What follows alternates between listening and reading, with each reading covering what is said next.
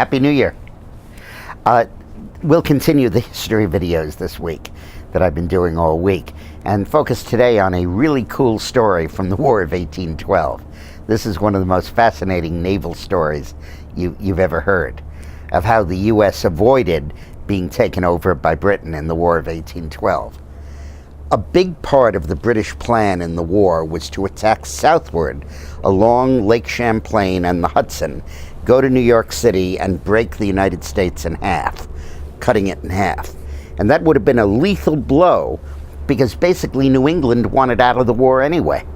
The Federalists who ran New England did not want a war with Britain. And in fact, there was the Hartford Convention that was met to discuss seceding from the United States and joining up with Canada and being part of Britain again. And that was a serious threat. And had the Union been divided by the British, they probably would have walked off with New England. So the British Army attacked south and came upon Lake Champlain, long lake on the New York-Vermont border, hundreds of miles long. And Britain realized that they had to control that lake to be able to cut the country in part.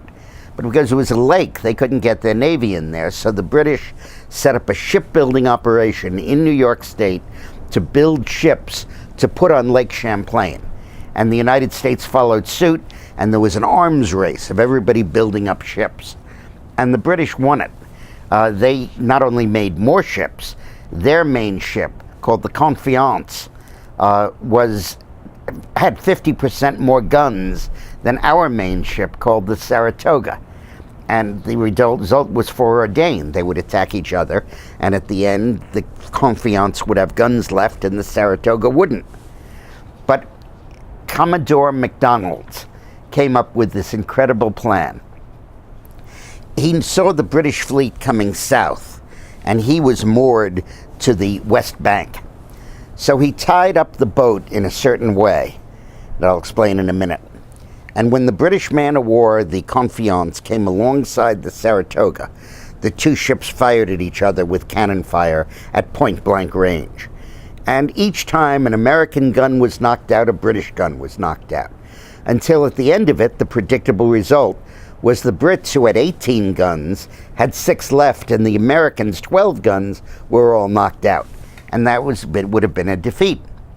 Then MacDonald gave the word, and men on shore pulled the ropes on pulleys and turned the Saratoga around because of the ropes and the pulleys. And now the Saratoga had 12 new guns that had not been disabled, facing the 6 guns that the Confiance had. And they knocked out all 6 guns. The Confiance struck its colors. The British surrendered. They lost 3 other ships. They withdrew up to Canada, and the United States was saved. Commodore MacDonalds, like the restaurant chain. A really great figure in our history and a cool naval story. Have a nice New Year.